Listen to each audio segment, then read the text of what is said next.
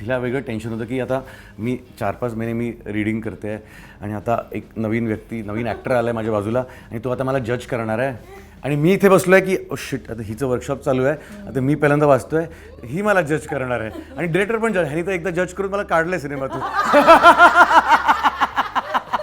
आमची भांडणं नाही झाली आहेत, पण मला प्रसाद काही बोलायचा ना तर मी निघून जायचे आणि मी खूप रडायचे घरी जाऊन. तिकडे माझा फोकस शिवतो माझ्यावर मी असं प्रोफाईलला रिॲक्शन दिली आणि मग शॉर्टकट झाला लगेच मी कॅमेऱ्याच्या मागे बघून मंजू मंजू माझ्याकडे बघून आणि ही बिचारी अरे मी एवढं सगळं केलं आत्ता आणि मी तू रडायला त्याला लागले. आणि ती रडायला लागली. खरं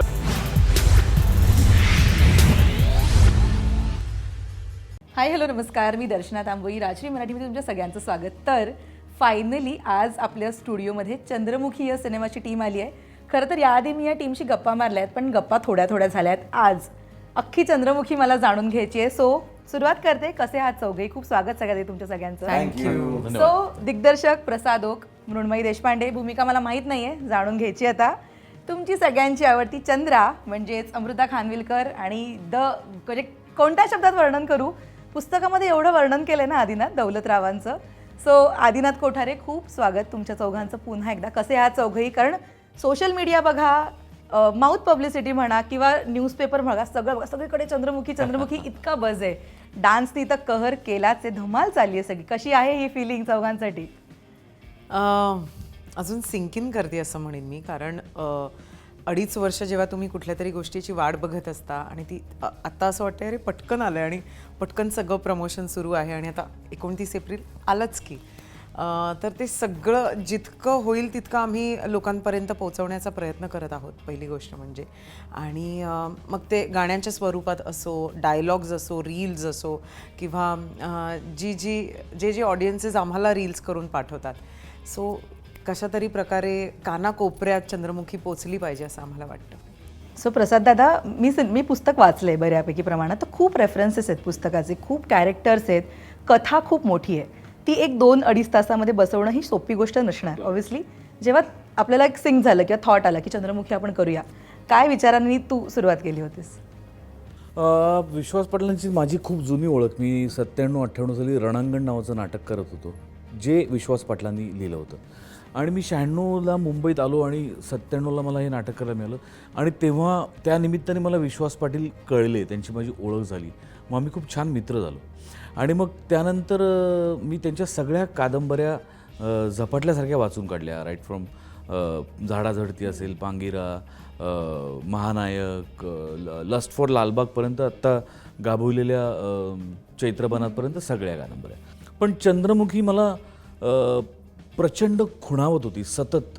मला असं वाटत होतं की मी ती कादंबरी वाचली 2004-05च्या आसपास आणि तेव्हा मला असं वाटत होतं की या कादंबरीवर सिनेमा बनवायलाच हवा आणि तोच माझा पहिला दिग्दर्शकीय चित्रपट असायला हवा असं मला खूप डेस्परेटली वाटत होतं.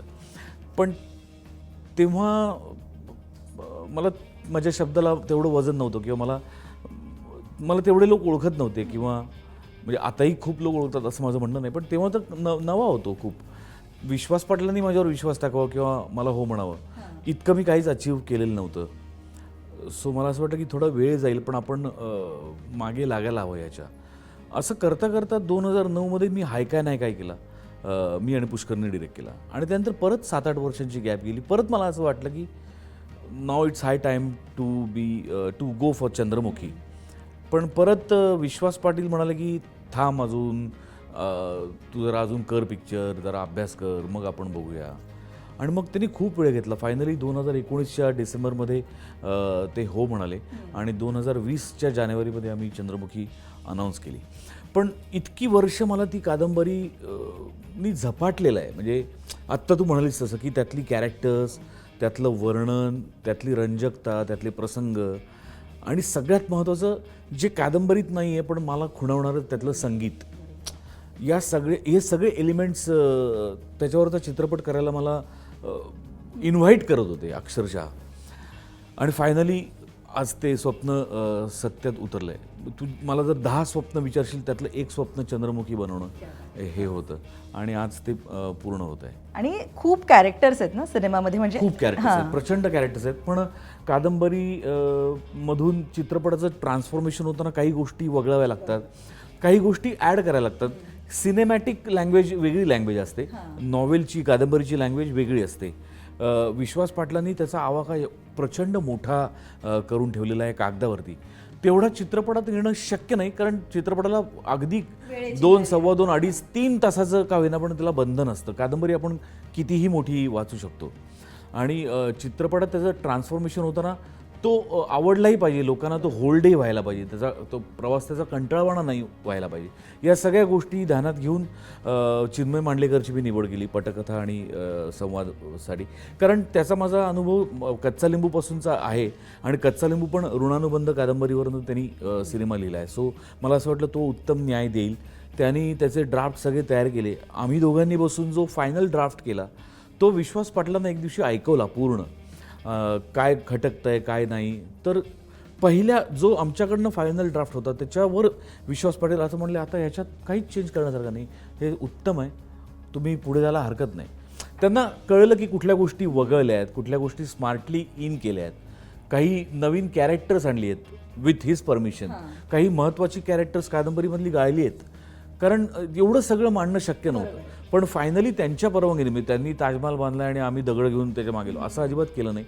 त्यांच्या ताजमहालाचा त्याच्या ब्युटीचा रिस्पेक्ट ठेवून सगळे चेंजेस त्यांना ऐकवले, त्यांची परवानगी घेतली आणि मगच प्रोजेक्ट उभं राहिला. म्हणजे इतका मोठा प्रोजेक्ट आहे आणि त्याच्यासाठी कास्टिंग आता आम्ही जे बघतोय खूप ॲप्ट वाटतंय. म्हणजे चंद्रा, दौलतराव म्हणा, खूप गोष्टी तू आणल्यास या निमित्ताने, वेगवेगळे प्रयोग केलेत. कास्टिंग वाईज काय विचार होता? कादंबरी वाचली मी 2004-5च्या सुमारास आणि अमृताची आणि माझी ओळख साधारण त्याच्यानंतर एक 4-5 वर्षात. ओळख म्हणजे आम्ही ओळखत होतो एकमेकांना, पण आमची मैत्री नव्हती. कधीतरी कुठेतरी फंक्शनला भेटायचो आणि मीनवेल तिच्या अनेक इव्हेंट्समधून ती लावणीवरती डान्सही तिने करोडो ठिकाणी केलेला आहे, करोडो वेळा केला आहे. पण एकदा मला आठवत नाही कुठल्या तरी इव्हेंटला ती काळ्या साडीमध्ये आली होती अमृता, आणि तेव्हा मला असं स्ट्राईक झालं की येस, जर मी चंद्रमुखी केला तर अमृता चंद्रमुखी आहे. आणि त्या दिवसापासून आजपर्यंत माझं मत कधीच बदललं नाही. अनेक मुली आल्या आणि म्हणाल्या मीच चंद्रमुखी होते वगैरे, असं काही नाही, सगळं खोटं आहे, दादांत खोटं आहे. अमृताशिवाय दुसरी कुठलीही चंद्रमुखी माझ्या मनात कधीही नव्हती. डे 1 तीच होती. कॅरेक्टर्स हळूहळू डेव्हलप होत गेल्यानंतर, चिन्मयकडनं ते आल्यानंतर आदिनाथ आणि मुन्ना, मृण्मयीचं कास्टिंग आहे दमयंतीच्या रोलसाठी, दमयंती दौलत देशपांडे, आदिनाथची बायको. तर आदिनाथचं आणि मृण्मयीचं कास्टिंग प्रचंड ट्रिकी होतं, कारण एका बाजूला चंद्रमुखी आणि एका बाजूला सगळी पात्र आहेत चित्रपटातली, कादंबरीतली सुद्धा. सो तिचं कॅरेक्टर ऑथर बॅक्ड होतंच, पण यांना मला समान न्याय देणं फार गरजेचं होतं चित्रपटासाठी, कारण ती पण अत्यंत तेवढीच महत्त्वाची कॅरेक्टर्स आहेत. सो मला असा मुलगा हवा होता ज्याला कुठलं फार मोठं बॅगेज नाही आहे, की म्हणजे हा म्हटलं की चॉकलेट बॉय, हा म्हटलं की निगेटिव्ह रोल, असं कुठलंही बॅगेज आदिनाथच्या खांद्यावर आत्ता आमच्या सुदैवानी नाही आहे. पुढे ती येईल नाही येईल ती त्याची जबाबदारी, पण आत्ता तरी नाही आहे. आणि तो फार पॅशनेट मुलगा आहे. म्हणजे त्याच्या वडिलांबरोबर मी चित्रपट केला होता फुल 3 धमाल, तेव्हा तो असिस्टंट होता त्या युनिटमध्ये. तेव्हापासून मी त्याला बघतोय, खूप पॅशनेट आहे, खूप हार्डवर्किंग आहे. सो मला असं वाटत होतं की, आणि मी त्याला जेव्हा भेटायचो मला असं जाणवायचं की त्याला काहीतरी हवं आहे, त्याला जे हवं आहे ते त्याला मिळत नाही आहे. आणि अशा माणसांबरोबर काम करायला मला प्रचंड आवडतं, ज्यांना कामाची भूक आहे.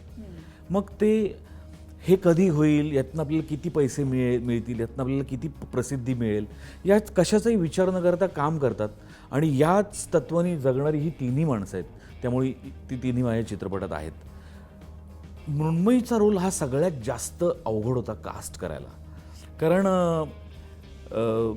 ती स्वतः हिरोईन म्हणून अनेक चित्रपटात आलेली आहे, तिने स्वतः दिग्दर्शित केलेले चित्रपट आले. असं असताना ती हिरोईन चित्रपटाची नाही आहे आणि तिला भूमिकेसाठी विचारायचं, हे खूप मोठं आव्हान होतं. पण माझी ती मैत्रीण असल्यामुळे मी तिला बिनधास्त विचारलं. आज तिचं जाहीर कौतुक मला यासाठी करावं असं वाटतं की एका सेकंदात ती हो म्हणाली, जरा पण विचार केला नाही तिने, जरासुद्धा. येस मी करते. हा निर्णय या स्टेजला घेण्यासाठी खूप डेअरिंग लागतं.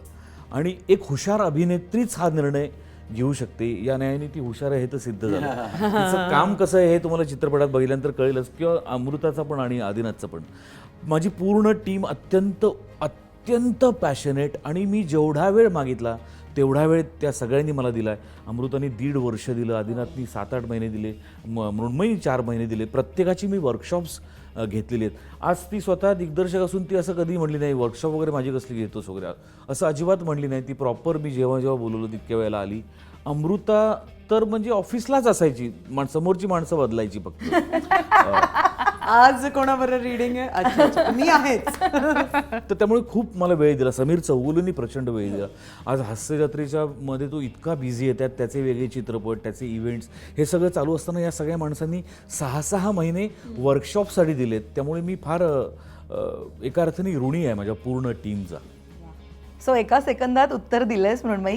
काय थॉट आलं मला होतं इतकं बरं वाटत होतं आता प्रसाद बोलत होता, त्याची इतकी ओघवती वाणी आहे, आणि त्याचं तो काय म्हणूया, तो बोलायला लागल्यानंतर तो एखादी मला आठवतंय की प्रसाद आणि मी एका फोटोशूटला भेटलो होतो.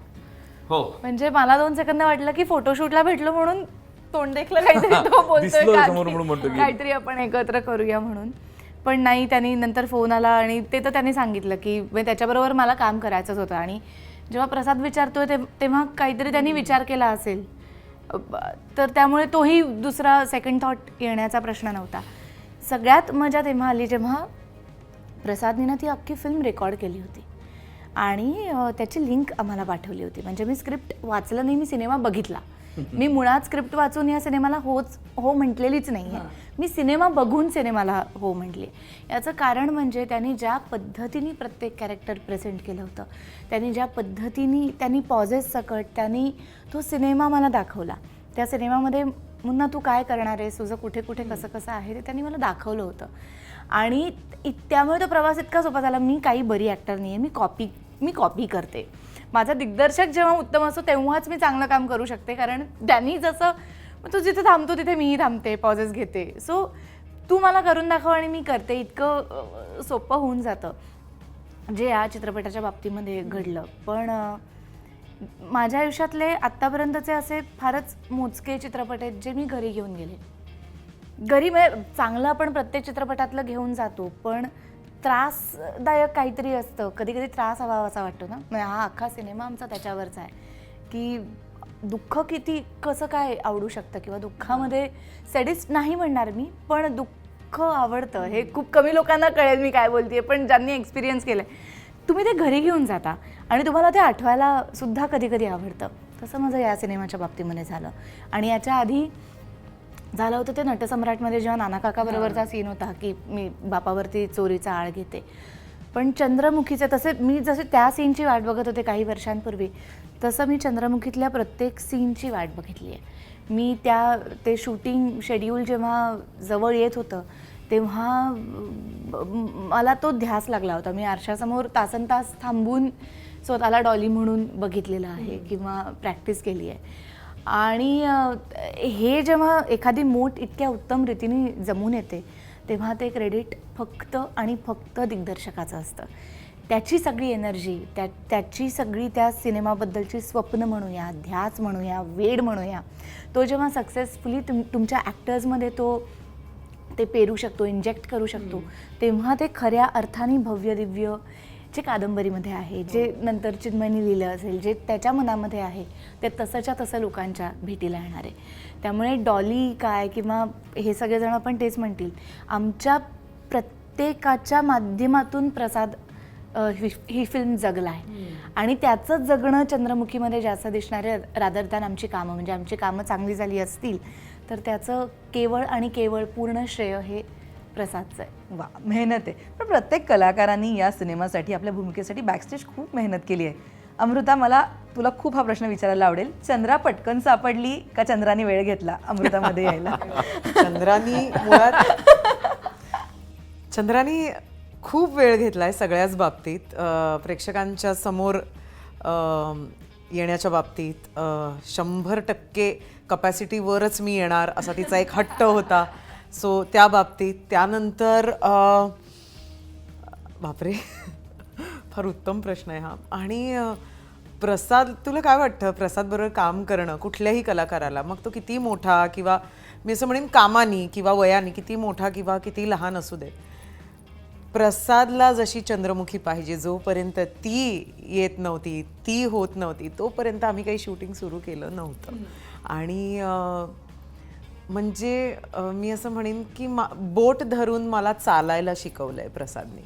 आणि ते आत्तापर्यंत मला नाही वाटत कोणी केलंय माझ्या बाबतीत. माझ्या आयुष्यातला पहिला टायटल रोल आहे हा, आणि तो मला मिळायला जवळपास 12 वर्ष लागली. तो मिळाल्यानंतर त्याचा जो 1-2.5 वर्षाचा जो काही एक काळ गेला तो प्रचंड डिफिकल्ट होता. तो या अनुषंगाने मी तुला सांगते, कारण आम्ही ही फिल्म पॅन्डेमिकमध्ये शूट केली, पहिल्या लॉकडाऊन आणि दुसऱ्या लॉकडाऊनच्या मध्ये. आणि त्या लॉकडाऊनमध्ये 300-350चा क्रू, अजय अतुलच्या गाण्यांना न्याय, त्यानंतर संजय मेमाणेसारखा DOP, त्यांचे रिक्वायरमेंट्स प्लस ॲक्टर्स, हे सगळं, हा पांढरा हत्ती हा जो काही यांनी पाळला होता तो त्यालाच माहिती आहे की त्यांनी कसं काय केलं. आणि नाही, मला चंद्र पटकन नाही सापडली, कारण मी जवळपास हे हाय हाव यू तिकडून ते नमस्कार मी चंद्रमुखी उमाजीराव जुन्नरकर हे यायला बाबा खूप पुलाखालनं पाणी गेलं आहे असं मी म्हणेन. आणि जसं मुन्ना म्हणाली तसं आमच्या माध्यमातून प्रसाद लोकांना दिसणार आहे. माझ्या माध्यमातून, माझ्या डोळ्यातून प्रसाद चंद्रमुखी कशी सादर करू शकला असता हे दिसणार आहे. दौलत कसा दिसणार आहे, कसा वागणार आहे, प्रसाद कसा वागला असता ॲज दौलत हे दिसणार आहे. म्हणजे छोटी गोष्ट सांगते तुला, मी त्याच्याबरोबर जवळपास 8-1 महिने वर्कशॉप केले. जेव्हा आदिनाथ आला ना, मला अनकम्फर्टेबल फील होत होतं जेव्हा तो आणि मी लाईन्स करत होतो. तेव्हा मला असं व्हायचं केलं आपण आदिनाथ बरोबर, पण ऐक ना तू आणि मी अजून 1 तासभर करूया ना, हां आपण एक पटकन रीडिंग करूया. त्याचं असं व्हायचं, अगं तुला त्याच्याबरोबर करायचं आहे. सो इनिशियली मला मी इतकी त्याच्यामध्ये गुंतले होते ॲज अ कॅरेक्टर की मला त्यातनं बाहेर यायला, ह्याला एक्सेप्ट करायला, हिला एक्सेप्ट करायला मला वेळ गेला. कारण प्रत्येक गोष्ट ही प्रसादनी करून दाखवली आहे, समजवली आहे. मला आजपर्यंत माझ्या कुठल्याही चित्रपटाची संपूर्ण स्क्रिप्ट पाठ नाही आहे. मला माझ्या सगळ्या सहकलाकारांची, माझी चंद्रमुखीची अख्खी स्क्रिप्ट पाठ आहे. मी लिहून काढली आहे स्क्रिप्ट अख्खीच्या किती जवळपास 150-180 पानं वगैरे होती. मी लिहून काढली आहे स्क्रिप्ट अख्खी पाठांतर आहे. हो, अख्खी स्क्रिप्ट लिहून काढली आहे बापरे. तिने परत त्यात. आणि ती प्रोसेस ना, आता तू मला छोट्याशा शब्दांमध्ये हा प्रश्न विचारलास, पण it's coming like a tsunami to me. आता एक सुनामी आली आहे की मी काय काय केलं, कसं कसं केलं. मग ते फिजिकल ट्रान्सफॉर्मेशन असो, नाक टोचणं असो, अमृता असं वागायचं नाही, ह्या आवाजात बोलायचं नाही, थोड्याशा कमी आवाजात बोल, अशी हस, हे कर ते कर. आणि मला माहिती नाही, एक फोर्स होता, एक ड्रायव्हिंग फोर्स होता, आणि तो पुश करत राहिला आणि मी पुश होत गेले, आणि मग आम्ही चंद्रमुखी शूट केला. यार क्या बात आहे, खूप मेहनत आहे. जसं मी सुरुवातीलाच म्हटलं, प्रत्येक कॅरेक्टरचं एक वेगळा ऑरा आहे आणि प्रत्येकासाठी छान रेफरन्सेस आहेत. तसं दौलतराव देशमाने ह्यांचं काय वर्णन सुंदर केलंय. आणि ते आम्हाला आदिनाथच्या स्वरूपात, जेव्हा मी पहिलं पोस्टर पाहिलं, तो चेहऱ्यावरचा रुमाल जातो आणि तू दिसतोस, आदिनाथ कसं प्रेप केलं स्वतः त्यासाठी? डिट्टो. दोघांनी जे सांगितलं मी काही वेगळं बोलणार नाही, पण माझ्यासाठी हा एक अनुभव खूप वेगळा होता, नवा अनुभव होता माझ्यासाठी. आणि मला आठवतं जेव्हा पहिला दिवस होता वर्कशॉपचा, बरं मला खूप वेळ लागतो वाचायला, मला आधी 1-2दा वाचावं लागतं नीट, आणि मग मी युज झालो की मग मी कोणासमोर वाचू शकतो, कारण मी थोडा कॉन्शियस होतो मग वाचताना. आणि प्रसादनी पहिल्या दिवशी मला असा एक अर्धा पेजचा सीन दिला. मी बोलले 1 मिनिट थांब, मला थोडा वेळ दे आता, कारण मी पण थोडं कॉन्शियस झालो की ही एकतर 4-5 महिने ऑलरेडीचं रीडिंग चालू होतं, माझी उगाच इज्जत निघाला नको इकडे, असं हिला पण माझ्या बाबतीत वाटलं. रेफरन्स असा आहे, एका फिल्मसाठी मी त्याला बोलवलं होतं आदिनाथला, आणि त्यांनी रीडिंग केलं आणि तो गेला, आणि त्या फिल्ममध्ये मी वेगळ्या ॲक्टरला कास्ट केलं. बरं तेव्हा तेच झालं होतं तेव्हा तेच झालं होतं. मला त्यांनी बोलवलं, मला सहज भेटायला बोलवलं. मला माहिती नव्हतं की तो रीडिंग बिडिंग घेणार आहे माझं. आणि त्यांनी मला डायरेक्ट हातात स्क्रिप्ट दिली. बोल हे काय, आणि तो लहजा बिजा वेगळा होता. तुम्ही हे वाचू, तो हा वाच ना. पण नाही रे, मला ते मी प्रिपेअर करून का नाही रे असंच वाच ना. बरं ठीक आहे, पण प्लीज मला ह्याच्यावर जज नको करूस तू प्लीज. आणि पण मी वाचले मग ते लाईन्स, आणि मग तो बोला ठीक आहे मस्त मस्त आपण भेटू. आणि मग भेटलाच नाही मला फक्त. कारण त्याला तुला इथे भेटायचं होतं ना, राजा. आणि मग त्यांनी मला जेव्हा इथे बोलावलं तेव्हा परत त्यांनी स्क्रिप्ट दिली हातात. म्हणजे 1 मिनिट मी आधी मला practice वाचू करू दे. दे. नाही पण मी पण वाट बघत होतो प्रसाद बरोबर काम करायची संधी कधी मिळते मला. आणि मला आठवतं हा किस्सा मी खूप विकला आहे पण परत सांगणार मी इकडे. पण एक खरंच त्यांनी त्यातून खूप कळतं की लॉकडाऊनच्या 1 दिवस आधी मला प्रसाद आणि मंजू इथेच एका कॉफी शॉपमध्ये भेटले माझ्या बिल्डिंगच्या खालीच. आणि सहज ॲक्सिडेंटली आम्ही we bumped into each other. आणि तो प्रसाद मला बोलला काय काय चाललं आहे, काय करतो आहेस. काय नाही हे करतोय ते करतोय, असं खूप काय काय प्लॅन्स होते आपले ना. अच्छा मी एक फिल्म करतोय, खूप मोठी फिल्म आहे, तुला सांगतो. ठीक आहे सांग सांग.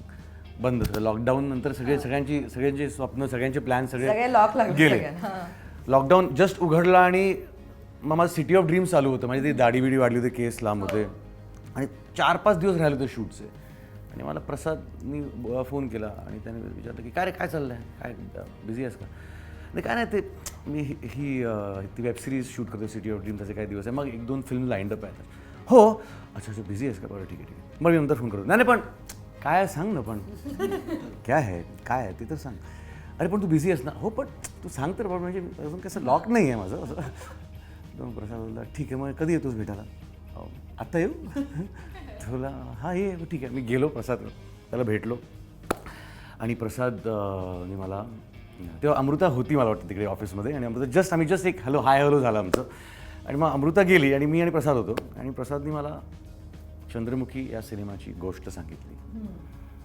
आणि त्यांनी मला खासदार दौलत देशमाने हे पात्र सांगितलं. आणि मी असं बघत राहिलो, हे तू मला ऑफर करतोयस. म्हणजे डोळे असे मोठे झाले. आणि मी त्या क्षणी बाकी सगळी कामं मी सोडली आणि त्या सांगितलं मी ही फिल्म करणार, मला दुसरं काही नाही करायचं. And that was the moment. आणि मग तिथून आमचा प्रवास सुरू झाला. मग वर्कशॉप सुरू झाले. आता प्रसादची अर्थात थिएटरची बॅकग्राऊंड असल्यामुळे त्याचा तो एक स्क्रिप्टवरचा अभ्यास, लाईन्सवरचा अभ्यास, कलाकारांबरोबरची तालीम, हे त्याचा म्हणजे फोर्टे आहे तो कमालीचा. आणि एक उत्तम नट स्वतः असल्यामुळे त्याला एक मोठा ॲडव्हान्टेज असतो एका नटाला. जेव्हा एक उत्तम नट तुमचा दिग्दर्शक असतो तेव्हा बऱ्याच गोष्टी सोप्या होतात, कारण त्या दिग्दर्शकाला तुमची भाषा कळत असते. म्हणजे त्याला काय हवं आहे हे तुमच्या एका नटापर्यंत तो खूप चांगल्या पद्धतीनं पोचवू शकतो. तसंच आम्हाला प्रसाद त्यांनी लिटरली आमचा हात धरून तो आम्हाला त्या पात्रामध्ये खोल घेऊन गेला. वर्कशॉप सुरू केले. पण हे सगळं मला नवीन होतं, इतकं इंटेन्स वर्कशॉप. आणि प्रत्येक लाईन त्याला आणि प्रत्येक पॉज त्याला त्यांनी व्हिज्युअलाइज केलं होतं. त्याला माहिती होतं की कसं हा दौलत कसा बोलणार, कसं चालणार, काय करणार. आधी सुरुवातीला मला थोडं 1 मिनिट थांब ना, मला नको ना एवढं सगळं सांगू, मी करीन ना माझं. असं थोडं एक नॅचरल एक रिबेलियन एक असतं आपल्यामध्ये ना, की थांब मला येईल ते. पण ते हळूहळू जसं ते सांगत गेला ते पटत गेलं आपल्याला ना ते. आणि ते जसं पटत गेलं ते आवडायला लागलं आपल्याला. And I just went with the flow. मग तिथून आणि एक कमालीचा एक्सपिरियन्स मिळाला मला. खूप शिकायला मिळालं त्यामुळे. एक म्हणजे लाईन्स, आपल्या एक ॲक्टरला लाईन्स असतात, त्या ती लाईन फक्त बोलणं हे त्यात काही मोठं नसतं. त्या लाईन्सच्या मधलं जे असतं ते कसं इमोट करायचं किंवा ते कसं टिपायचं हे मला प्रसादकडून खूप सुंदरपणे शिकायला मिळालं. इन बिटवीन द लाईन्स एक जागा काढणं किंवा अंडरस्टँड करणं, थॉट प्रोसेस. प्रत्येक लाईन, प्रत्येक डायलॉगचा एक थॉट प्रोसेस. त्या लाईनमध्ये पण एक सलग ती लाईन नसते. तो थॉट्स लाईनच्या सुरुवातीला जो थॉट असतो आणि लाईनच्या एंडला जो थॉट असतो, हा एक ती कसं ते प्रोसेस करायचं, कसं ते सगळं आधी समजून घ्यायचं. आणि मग जेव्हा ते बोलताना असं बोलायचं की ते आपण पहिल्यांदा बोलतोय. खरंच एक कमालीची क्राफ्ट मला प्रसादकडून शिकायला मिळाली.